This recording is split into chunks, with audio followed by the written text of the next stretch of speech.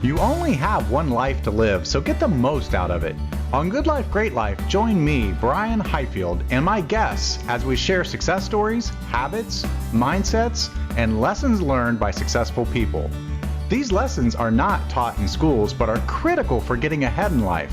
Whether you want a successful business or career, optimal health, or a lifestyle that most people just dream of, Good Life, Great Life has you covered. After retiring from a successful corporate career in my 40s, I founded multi-million-dollar businesses in the sports and healthcare arenas. Now, I help everyday people maximize their lives and speak regularly at seminars, on podcasts, and radio shows to share principles on the topics of health, wealth, and happiness. Don't let a good life get in the way of a great life. Join me today on Good Life, Great Life. Well, welcome to another episode of Good Life, Great Life. And so today we have a very special guest. We have Anna Moss. Welcome to the program, Anna. Thank you. Great to be here. Awesome. So Anna's got this pretty unique experience, and she's going to tell us a little bit about her experience of starting her own business and traveling the world. And so, Anna, what's your background, and why did you want to start your own business in the first place? So my background is in linguistics. I did my bachelor's in linguistics, and after that, I knew I wanted to teach. So I got a certification on teaching English as a foreign language.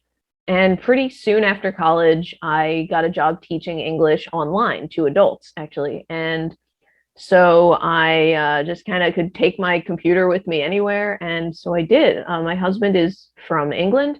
So we spent a while traveling around Europe. I was teaching, and after a couple of years of that, I applied as a joke for a job in Thailand, and then I got it. So I said, well, okay, I guess we're moving to Thailand. And there it was a little different.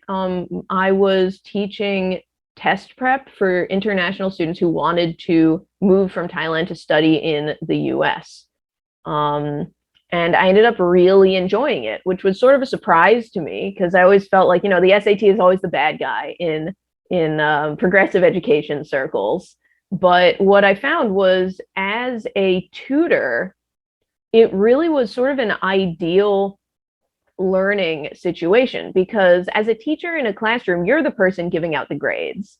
And, the students might say, oh, why did you give me a B? I really should have had an A.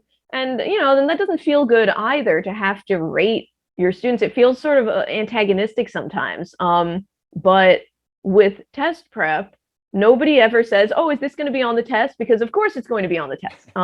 So in many ways, I have students who come to me, they have a goal they want to reach, they have something they want to learn, and they see me as a resource to help them get there, which is really, I think, what we all want as educators.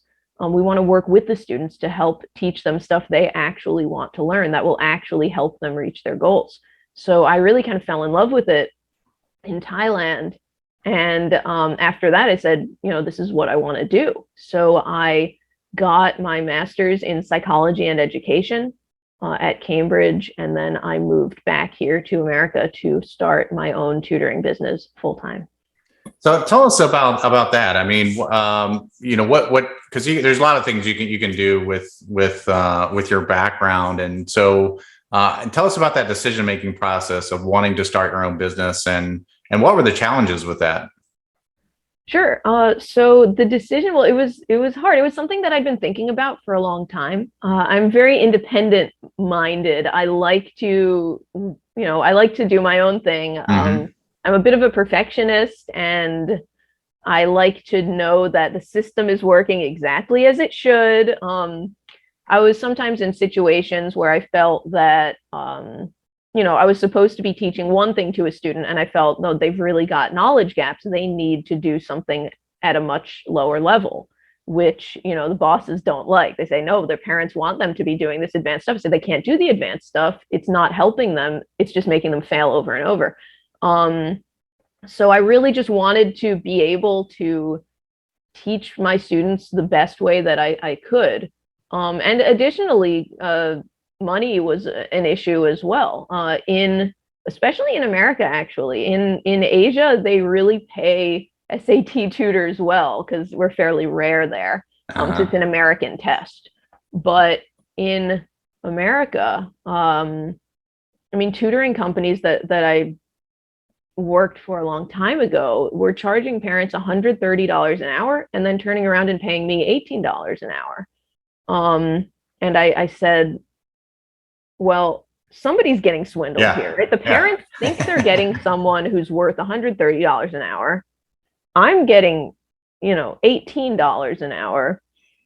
What's going on here? I'm like, well, if this is the going rate for tutoring, then why not just do that? I don't have to deal with any red tape. I can teach however I think is best for the students, and I can actually earn a living that I can live on. So it really was just a matter of doing some research and getting up the courage to do it. That that was it. Yeah, I was going to ask you. I mean, was that a scary decision that you had to make to kind of go out there on your own and overcome some, so you kind of your own psyche to find that courage and start your business? It was really hard. And I'm very lucky that when we moved to America and my husband got his green card and he got a job with health insurance, and he said, I know you can do this. I can support us for the first year. And he said, if your business totally flops, which it won't, but if it does, that's okay. Give it a year. And it was really helpful because after, a couple of months where I'm trying to research marketing and starting a business and licenses and all this stuff, and, it was a little bit slow at first. And he said, give it a year, give it a year, and then we'll talk. And it was really, really helpful to have that support. Yeah, I mean, there's a couple lessons in there. I think giving it a year is good advice for everyone, because a lot of people want that immediate success. They want to be that overnight sensation, and they think like, well, gosh, if I'm not having positive cash flow in 30 days, then I need to give up and do something else. And I think that was good advice from your husband. I think for most entrepreneurs is like, hey, give yourself at least a year to get good and build your skills in this. Yeah. For me, it was definitely like the tutoring, I can do asleep, but just the business stuff was something I never really considered entrepreneurship. I never thought I would have my own business. I sort of thought I would go into research really, or, be a professor. But so the whole business side was just a real learning curve, but I feel like I'm finally starting to get into it now after 2.5 years or so, starting to understand what marketing things work, what don't, just all that stuff. Yeah, because I mean, there's obviously lots of lessons. I mean, what are some of the biggest things that you kind of learned, or things that you didn't know before that you're kind of a master at now? Because again, people don't give themselves the time or the consistency that you have over 2.5 years to get to a point where you now have that successful business. So some things I've learned. Well, from the beginning, I went into it saying I'm not willing to put a lot of money into this. Because I just felt like I'm just a very frugal person. And ultimately, I mean, I did put money into it in that I got myself a master's degree in psychology and education. And so that was sort of the upfront money. And after that, I said, boy, we are broke.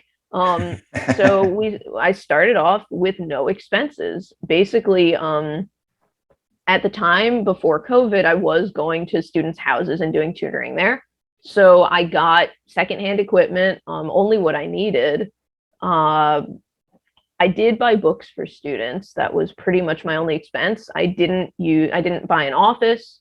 I just went to students' houses. Now I do primarily online tutoring, which has been going really, really well. So I'll probably continue. But again, keeping costs low, I think really helped at first, because now that I've got a pretty regular cash flow, now I'm paying a lot for advertising. Well, not a lot by business standards, but I know what works and I can put money into it. But starting off, I really felt like I don't want to be in the hole for this. So I had basically no expenses other than business insurance and like licenses. So when I made $1,000 a month, $2,000 a month, that was fine. That was all coming in. So I'd say don't feel pressure necessarily to scale up too fast. And in fact, that's something that I was kind of surprised by, that you don't need to be a huge multi-million, multinational company to make a living doing what you love. You can just, I mean, I don't plan to really hire too many people. I have an intern. I might hire a teaching assistant, but it's not my goal to be the next Huntington Learning Center. It's not my goal to have franchises all over the country. My goal is just to make a living doing what I love. And it turns out that's actually not as hard as it seems. And I guess in turn, I mean, that gives you, you're doing what you love, which is a great benefit. You control your schedule and your flexibility and what you want to do with this. And I see that as a great benefit and what a lot of people are looking for right now in their lives. Yeah, absolutely. Absolutely. Being able to work from home. Well, everybody's working from home now. Yeah. But yeah, that's something I'm definitely looking forward to continuing, being able to travel, all that stuff. Now, was it a lot of hours in the beginning? I mean, were you working, just around the clock to get it up and running, or did you kind of have a flexible schedule when you guys started as well? And then did it taper off? So it's more hours now, actually. Okay.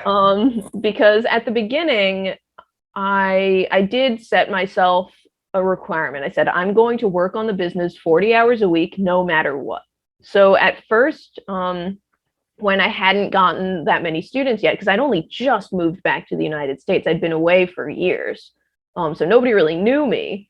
I might only be teaching for 3-4 hours a week.